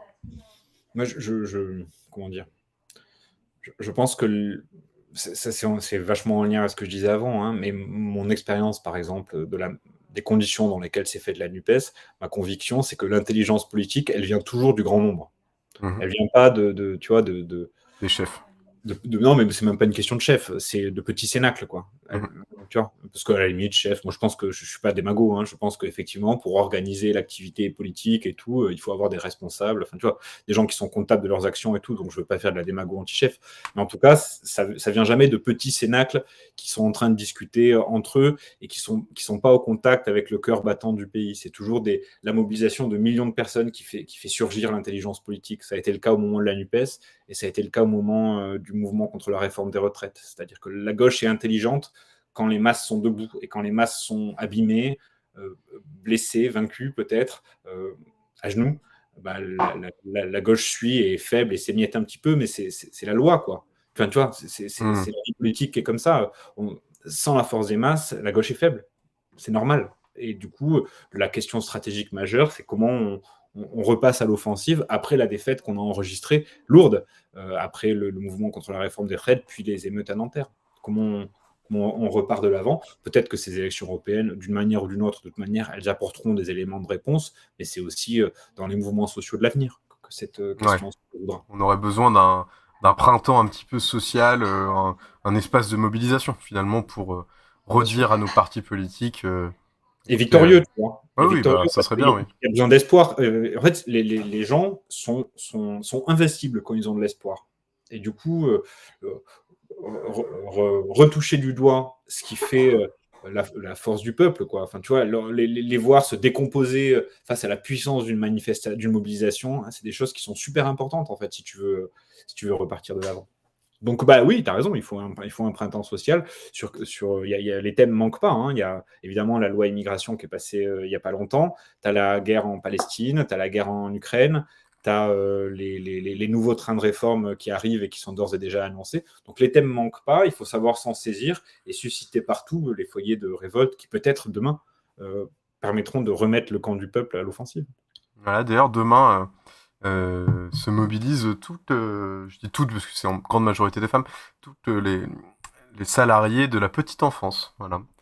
On les souvent, voilà. Je tenais à le dire parce que je pense que c'est important et c'est c'est un travail qui est assez pénible, qui est assez difficile et qui manque beaucoup de considération. Donc je pense que c'est, voilà, on peut même si on ne compte pas pour grand chose, mais leur apporter un peu de soutien, je pense que c'est important.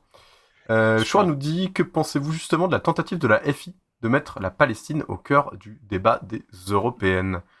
Est-ce que ça te fait réagir, Hugo? Moi, je pense que c'est intéressant, parce que c'est, encore une fois, un thème assez matriciel, où il y a les gens qui sont pour la guerre, les gens qui sont contre la guerre, et aujourd'hui, soutenir, à mon sens, soutenir de manière inconditionnelle Israël alors qu'il bute des civils et des enfants, c'est quand même compliqué. Ouais. Ça fait un peu le tri entre les gens qui ont un minimum de sens commun, de bon sens, d'humanité, et ceux qu'on n'ont plus du tout. En tout cas dans le discours, hein, mais bon, voilà. Bah, c'est un choix à double tranchant. Moi, je pense que c'est un choix courageux. Ouais, c'est courageux. Un choix à double tranchant parce qu'en fait c'est faire le choix des classes populaires, quoi. Parce qu'évidemment, la cause palestinienne est extrêmement populaire dans notre pays. Du coup, ça veut dire que si ça crée un surcroît de mobilisation parmi les classes populaires, bah, du coup, ça va donner un surcroît de mobilisation pour cette liste, pour la liste qui choisit de porter cette voie-là de la paix au Moyen-Orient, parce que, évidemment, les classes populaires dans notre pays sont très métissées, qu'il y a des populations qui arrivent, notamment du Moyen-Orient et du Maghreb, et qui sont très sensibles, et du coup, tout ça infuse dans notre pays, et du coup, ça devient quelque chose de très partagé. Mais par contre, si ça ne crée pas de surcroît de mobilisation, en fait, ça va rendre la liste de l'AFI encore plus odieuse aux bourgeois qui se déplacent pour aller voter, quoi. Encore plus, enfin, tu vois, le truc qu'on entend depuis le 7 octobre, quoi. Ah, c'est des alliés du Hamas, c'est des antisémites, c'est des nazis, machin, etc. Et du coup, si c'est ça qui se passe, s'ils réussissent pas à créer un surcroît de mobilisation parmi les classes populaires, pardon, ils vont se faire éclater encore plus. Parce que vraiment, les gens qui votent Glucksmann haïssent ce genre de cause, ce genre de personnalité. Une jeune femme qui est Rima Hassan, là, qui est un témoin vivant des crimes de guerre israéliens, qui est né dans un camp de réfugiés, etc. C'est le genre de visage et de personnalité qui voudrait effacer de la vie politique, qui voudrait faire disparaître, quoi. Par ailleurs, extrêmement brillante. Ouais, mais tu vois, il y a de la haine contre ce genre de... Voilà, ils font le choix du peuple, je pense que c'est un choix courageux, mais pour une élection comme l'élection européenne, c'est peut-être un choix perdant, donc on verra. On verra, mais c'est vrai que c'est un choix courageux, je partage complètement ça, et il fallait avoir le courage, l'audace de proposer une telle candidature et de porter un tel thème... le thème de la paix et de la guerre, on a souvent discuté sur Minerva, et qui est très important. C'est un des camps, une des grandes matrices de est-ce que t'es dans le camp du peuple ou est-ce que t'es pas dans le camp du peuple, hein, parce que si t'es OK avec le massacre de civils et d'enfants, bah t'es pas dans le camp du peuple. Hein. Ouais, la guerre, c'est l'épreuve de la vérité en politique. Hein. C'est la forme la plus incandescente de la politique. C'est celle qui décide de la vie et de la mort de millions de gens. Donc, de toute façon. Ouais, ça c'est sûr, et un peu peur. Et justement, sans transition parfaite, on va parler de guerre en Ukraine. Puisque lors de ses prises de parole assez récentes, notre glorieux président a évoqué à plusieurs reprises l'idée d'envoyer des troupes au sol en Ukraine, dans ce terrible conflit qui dure depuis maintenant 2 ans. Alors, ça ressemble un petit peu à une manœuvre diplomatique pour faire un petit peu, dans le rapport de force international avec la Russie, pour dire, voilà, attention, on pourrait montrer un petit peu les muscles, mais ça semble être un peu plus dans le réel, puisque des grands pays européens, tels que l'Allemagne et je crois le Royaume-Uni, quelque part, se sont alignés aussi sur la position de la France, et commencent un petit peu à montrer les muscles. Alors, comment est-ce que tu vois tu analyses cette situation, Hugo? Bah, il y a plusieurs choses. D'une part, ce qu'il faut bien avoir en tête, c'est que la guerre en Ukraine, qui initialement était essentiellement une guerre pour les ressources, hein. Enfin, c'est-à-dire que pour le camp américain, la question, c'était le monopole du marché énergétique européen. C'est de réussir à couper les pipelines, quoi, et de réussir à couper l'Europe de la Russie. C'était ça le calcul, notamment de Biden. C'est une pure guerre impérialiste, pour rebondir dans ton sens, C'est vraiment une guerre pour les impérialiste. ressources. Et du côté de Poutine, son enjeu à lui, c'était de reconstituer les chaînes de valeur russes, et notamment en particulier, il avait deux buts, il a deux buts de guerre qui sont super importants pour lui. C'est l'industrie de l'acier dans le Donbass, où par exemple une bonne partie de l'aéronautique russe dépend des aciéries du Donbass. Enfin, tu vois, c'est vraiment pas un truc secondaire, quoi. Et d'autre part, le couloir, la Crimée, quoi, qui relie Sébastopol à la Russie. Pour le gaz notamment, c'est ça? Mais pour tout. Pour tout. Sébastopol, c'est l'accès de la Russie à la mer Noire, si tu veux, et le seul accès à la terre passe par la Crimée. Donc c'est vraiment stratégique, quoi, la Crimée pour l'impérialisme russe. Du coup, bon, t'as cette guerre qui est parfaitement, qui s'explique super bien, quoi, vu les intérêts des multinationales de part et d'autre, et en plus, t'as en gros les oligarchies ukrainiennes qui cherchaient à s'émanciper de l'oligarchie russe en se rapprochant de l'Union européenne. Bon, donc ça c'était le débat situation initiale. Situation initiale, donc qui donne lieu à la guerre. La guerre, elle apporte quelque chose de nouveau.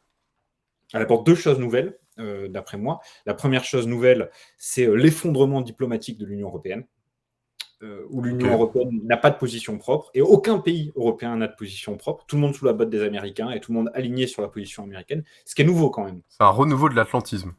Ah ouais, vraiment. Excuse-moi, je fais une micro-parenthèse parce que je pense que peut-être d'autres gens sont dans ma situation. Pendant très longtemps, je comprenais pas ce que c'était que l'atlantisme.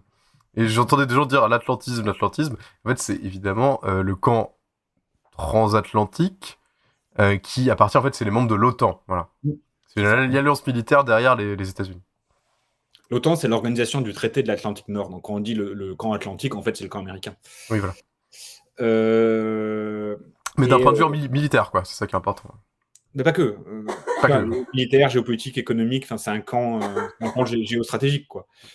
Mais oui, à la fin, ça prend une portée militaire, mais où du coup, tu te retrouves avec cet effondrement de l'Union européenne, et où faut bien avoir ça en tête. Quand on voit les initiatives que prend Macron, en fait, Macron essaie de prendre le leadership sur l'impérialisme européen, en se disant l'Europe est au sol, et on ne peut pas rester les valets des Américains. Il faut une indépendance stratégique, quoi, de l'Union européenne. Donc il essaie de faire ça, il essaie de créer une autonomie stratégique européenne, et il le fait non pas en étant une force de paix, mais en étant encore plus radical que les Américains sur le plan de la guerre, en disant je vais envoyer des mecs et tout ça. Bon.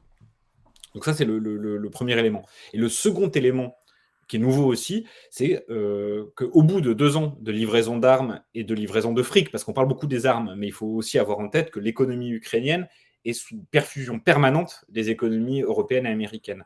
Et il y a quelque chose que les gens ne savent pas trop. Il y a quelques articles qui le documentent et tout, mais ça ne fait pas la une, quoi.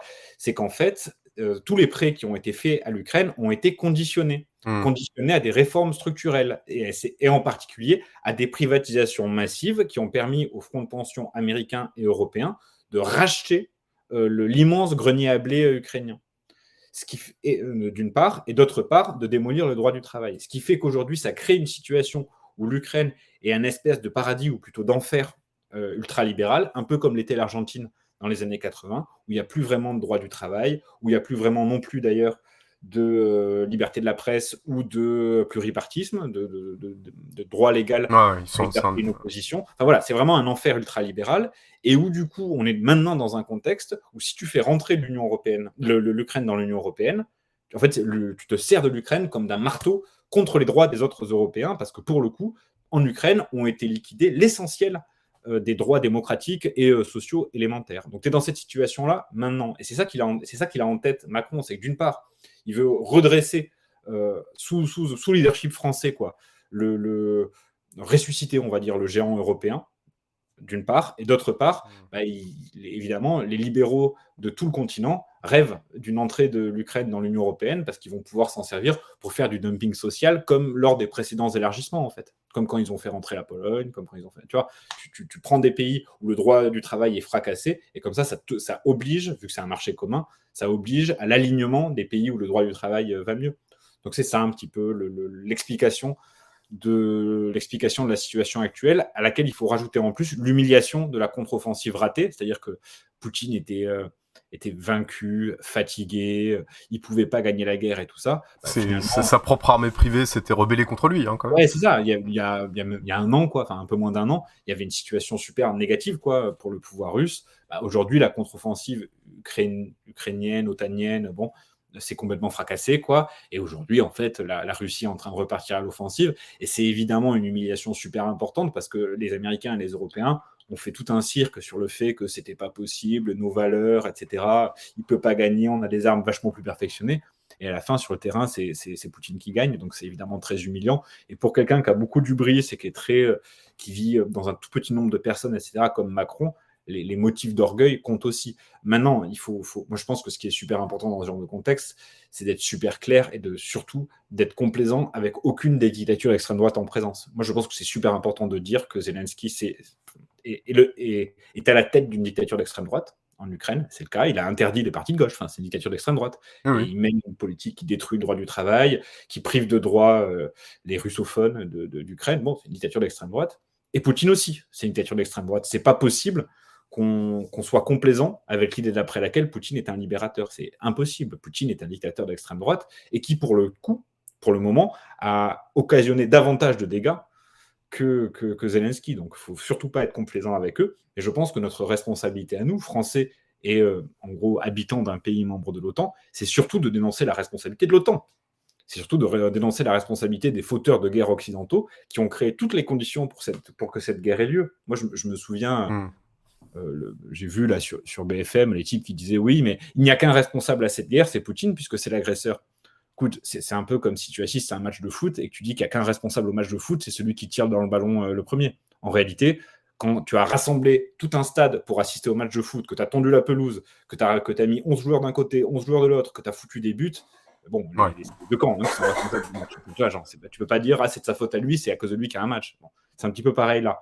Il faut quand même rappeler que cette guerre, ça fait depuis 2014 qu'elle couve et qu'elle est voulue par les chancelleries occidentales comme par les chancelleries russes, parce que les deux poursuivaient des intérêts économiques très précis, que j'ai rappelé en début de discussion, et qui s'en fichent bien du nombre de morts que ça fera derrière.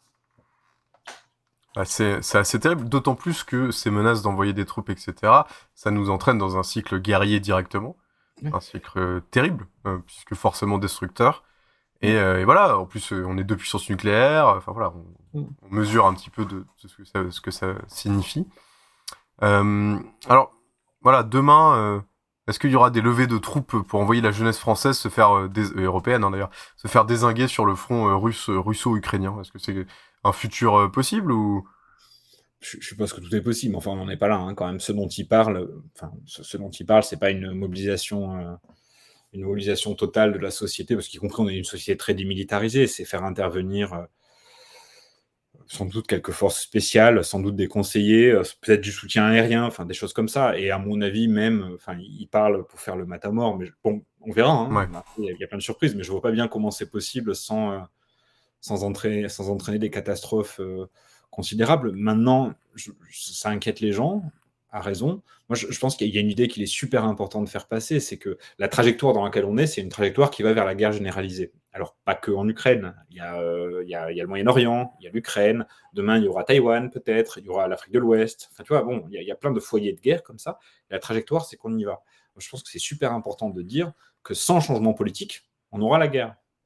Peut-être pas demain matin, tu vois. Enfin, c'est pas très crédible de dire demain matin, on va tous dans des tranchées. Les gars de 20 ans, ils prennent un fusil et puis on les met dans des trains et ils vont en Ukraine. Je pense que ça se passera pas comme ça. Mais par contre, oui, on est sur une trajectoire qui va vers la guerre et sans changement politique en Russie, par exemple.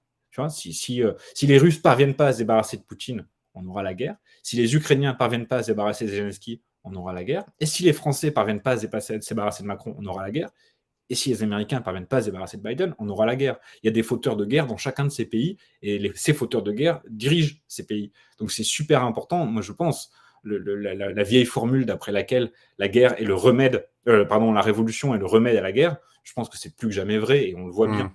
C'est que si on ne renverse pas les fauteurs de guerre, de toute manière, ils sont en train de créer une situation où les affrontements sont de plus en plus violents et de plus en plus intenses. Je partage complètement ça, donc c'est aussi une belle motivation. Tu vois, on cherchait une motivation pour se mobiliser autre que l'espoir. Évitons la guerre, faisons la révolution. en France comme aux États-Unis, comme en Russie, comme en Israël, un peu partout, pour que le camp des pacifistes puisse enfin l'emporter. D'ailleurs, c'est les 120 ans du journal de l'Humanité. Voilà, je pensais aux pacifistes à cause de Jean Jaurès, bien sûr. Mais voilà, le camp des pacifistes, c'est un camp qui est fort, qui est présent, qui est extrêmement populaire. On est, je pense, une majorité dans le monde et en France, tout simplement parce qu'on ne veut pas la guerre, on veut que la paix entre les peuples et pouvoir vivre correctement de notre travail et d'être considéré et d'avoir du pouvoir sur sa propre vie. Et c'est sans doute une source d'espoir suffisante pour essayer de faire un petit peu changer les choses. En tout cas, je l'espère, même s'il nous faudra sans doute une belle occasion, là, une belle opportunité. Je suis sûr qu'il y en aura là dans les 2 ans à venir. Oui. Je suis pas trop inquiet. Alors, comme tu m'avais dit que voilà, on est tous les deux un petit peu fatigués, on se disait, voilà, est-ce que toi t'as encore un thème ou des thèmes que t'as envie d'aborder ce soir? Non, j'ai pas trop réfléchi. Non, je sais pas. Si, dis-moi si toi t'as un sujet. Non, moi je sais pas forcément justement d'autres sujets, donc on peut, si tu veux, se diriger tranquillement vers la fin de cette formidable émission. Et la fin, c'est les grands... c'est nos recommandations culturelles. Alors, est-ce que toi, tu as quelque chose que tu as envie de recommander à nos milliers de spectateurs?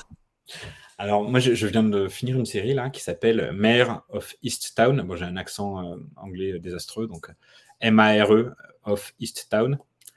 C'est pas mal, c'est vraiment bien, c'est un policier, quoi. C'est en série, hein. C'est Kate Winslet qui joue une flic, tu vois, dans un village de Pennsylvanie, super populaire, quoi, où les gens sont confrontés. C'est une flic un petit peu dans la grande tradition du roman noir, qui est confrontée au fait que les gens sont un petit peu des voyous, mais en même temps, c'est le seul moyen. Enfin, il faut bien bricoler, c'est la vie qui est comme ça. Enfin, tu vois, il y a un petit peu des combines de ci, de là. Il faut pas être con, quoi, dans l'application de la loi. Bon, enfin, tu vois, un petit peu ce genre de climat-là. Un peu en zone grise. Ouais, un peu en zone grise. Et elle-même, tu vois, elle enfreint un peu la loi, la flic, parce qu'elle vient d'une famille de ce coin-là et tout. Bon. Mais sauf que cataclysme, quoi, une jeune nana, une ado qui est mère, quoi, qui vient d'avoir un enfant, 16-17 ans, est retrouvée morte, quoi, est retrouvée assassinée. Du coup, c'est le récit de l'enquête, mais qui est en même temps un portrait de ce territoire et un portrait des classes populaires de ce territoire, qui est très, très intelligent et très, je sais pas comment dire, mais très amoureux pour les gens ordinaires et très, tu vois, très, très. J'ai beaucoup aimé, j'ai trouvé ça vraiment chouette, quoi. Voilà, je viens juste de finir ça. Et Kate Winslet, c'est la nana qui joue Rose dans Titanic. Ce qui veut dire qu'elle a eu. Moi, j'aime beaucoup la trajectoire d'actrice en plus de Kate Winslet, parce qu'elle joue Rose dans Titanic, et puis à la fin, elle joue une flic un peu paumée, peu. Enfin, tu vois, bon, un changement de braquet, effectivement. Elle a su évoluer tout au long de sa carrière. Voilà. Et ça se passe où, du coup?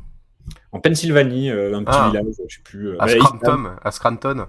Non, à Easttown, justement. Parce que Easy Office se passe à Scranton, en Pennsylvanie, et ça s'intéresse aussi aux gens ordinaires. Donc, c'est peut-être un truc de Pennsylvanie, on ne sait pas. Bah, ça doit être un État populaire. Je ne connais pas bien la géographie politique américaine, mais ça doit être un État populaire, si ça a cette image dans les séries. Eh ben, écoute, ça a l'air cool. Ça m'a donné envie. Et moi, j'ai une seule question à te poser. Est-ce que tu vas aller voir Dune 2? Non, pas encore. Mais par contre, je suis allé voir. Tu sais pourquoi je suis pas allé voir Dune 2? Parce qu'en fait, il y avait Anatomie d'une chute et que je l'avais pas encore vu au cinéma Pathé, là, à Chavant. Ok. Et donc, je suis allé voir Anatomie d'une chute il y a 3-4 jours. Formidable, ça mérite 100 fois tous les prix que ça a reçu et tout. Mais du coup, j'ai pas vu Dune. Voilà. Je l'ai pas encore vu, mais là, il est sorti là, sur les plateformes, donc je vais pouvoir le voir. Mais 2h30, moi, j'avoue que c'est un poil long pour moi, mais bon, je vais tu verras. Je pense que ça va. En plus, c'est tourné à Grenoble, donc voilà. Oui, c'est incroyable. Il y a vraiment une scène où tu reconnais, tu étais de l'autre côté, là, de l'autre côté du fleuve. Où tu vois le pont et tout. Non, c'est pas mal. Et ben en tout cas, Dune 2, peut-être t'as lu les romans de Non, Herbert. franchement, Dune, j'ai vu le film, le 1, quand il est sorti, j'ai bien aimé, mais voilà, et j'ai pas lu les romans, j'ai jamais réussi à rentrer dans les romans, donc raconte un peu. Ouais, c'est un petit peu dur, les romans. C'était les années 70, beaucoup trop de drogue à mon avis, mais voilà. Non, Dune 2, c'est formidable, ça vient vraiment donner un souffle iconique, un souffle épique, et aborder des vraies thématiques de fond. Le 1 était vraiment très bien, il était très très beau, etc. Mais vraiment le 2 vient donner un souffle extraordinaire. Donc ça parle de finalement est-ce qu'on peut embrasser son destin? Est-ce que si son destin c'est de tuer beaucoup de gens, est-ce qu'il faut l'embrasser? Ah oui, Genre, le gentil, c'est un méchant ou un truc comme ça? C'est compliqué, mais voilà, on est plein dans les zones grises. Et c'est de la manipulation de masse, c'est le rôle des grands leaders charismatiques. C'est très intéressant, c'est un peu ésotérique, etc. Et surtout, c'est très beau. Voilà, c'est très très beau. Visuellement. Denis Villeneuve a fait un travail extraordinaire. Je sais pas qui a géré la photographie sur ce film, mais c'est sublime, quoi. Chaque scène est un tableau. Ah ouais. Et voilà, il y a vraiment moi, je pense que c'est un des films de la décennie. Carrément. Ouais, je suis vraiment dithyrambique là-dessus. Je trouve que c'est vraiment extraordinaire. Moi, je suis un fan de Dune, les romans et tout ça, donc ça aide aussi. Mais c'est vraiment, vraiment très bien. Et je pense sincèrement que Timothée Chalamet et Zendaya sont actuellement sur le toit du monde. Sincèrement, je pense que vraiment là, ils sont dans l'incarnation. Non, mais pour moi, c'est au niveau de Luke Skywalker, quoi, à l'époque. D'incarner un truc extraordinaire. Et waouh, ils font les deux, et aussi Javier Bardem, hein, qui joue dans le film, font vraiment une prestation extraordinaire. Et allez voir ce film si vous en avez l'occasion, ça vaut vraiment le coup. Et c'est vraiment très très bien. Et n'hésitez pas à lire un peu les critiques, parce que je pense que c'est vachement cryptique comme message, et c'est un peu compliqué. Mais il y a pas mal de critiques qui le... Ouais, Aurélie dans le chat, Aurélie BL13, nous dit c'est le roman politique, je suis complètement d'accord. Voilà.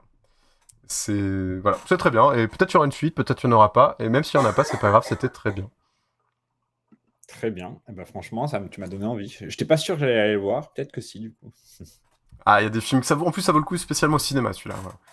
Ouais, ça j'imagine. Notamment parce que, par rapport à la beauté des images, l'esthétisme, visuellement, ça a l'air d'être un délire, ouais, c'est clair. Puis voilà, ça fait du bien aussi un peu des films. Alors, à la fois, ça parle de sujets très réels, à la fois, c'est aussi celui qui est maître de l'épice et maître de l'univers, tout à fait. Ça parle aussi de pétrole. De pétrole de l'espace. Oui, non, bref, je sais plus ce que je veux dire. Non, ça fait aussi du bien d'être un peu dans des univers qui nous font un peu voyager, qui nous font un peu rêver. Je trouve que ça fait du bien dans ces temps un peu compliqués, de pouvoir rêver, de pouvoir un peu se projeter le soir en allant se coucher, de s'imaginer être dans les dunes d'Arrakis avec les Fremen et à faire des razzias. C'est pas mal, voilà. Donc voilà, ce sera évidemment Dune 2, j'avais peur que tu me grilles la priorité. Non, tu vois. Voilà, écoutez, c'est la fin de cette superbe émission. On se retrouve dans 2 semaines. Dans 2 semaines, nous serons le 31 mars de l'an de grâce 2024, où on pourra continuer de discuter un petit peu de l'actualité politique. Peut-être que les Européennes auront été tout à fait bouleversées, peut-être que la guerre en Ukraine aura trouvé une fin heureuse, et une bromance entre Zelensky et Poutine commencera. Peut-être Netanyahou dira j'ai déconné, j'ai vraiment déconné, et il abdiquera, on ne sait pas. Tout est possible en 2 semaines.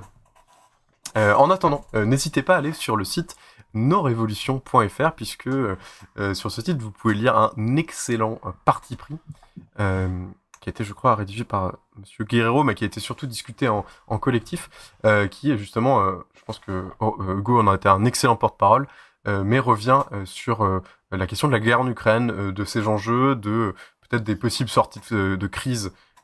Voilà, et ça, c'est vraiment une très bonne analyse. Donc n'hésitez pas à aller la lire. N'hésitez pas non plus à aller lire, je crois, voilà, ce que j'en parlais tout à l'heure, un article sur les JO. Et notamment la polémique autour de Diana Kanamura, pardon. C'est très très bien aussi. Je sais plus si c'est sorti ou pas, mais en tout cas c'est bien, c'est sûr. Peut-être que là j'avoue que je suis un petit peu perdu dans le planning, mais c'est possible que Anaïs, je pense pas parce que je crois qu'elle est en voyage, mais peut-être qu'elle refera un live, mais ça m'étonnerait pendant ces 2 prochaines semaines. Pas de live mardi, non, elle est en congé mérité là. Ouais, c'est bien mérité. Et je crois que voilà, on lui souhaite en tout cas un très beau voyage. Et voilà, en tout cas, merci Hugo d'avoir été là, merci le chat d'avoir participé. Et voilà, très bonne semaine à vous. Allez, c'est demain matin pour l'article.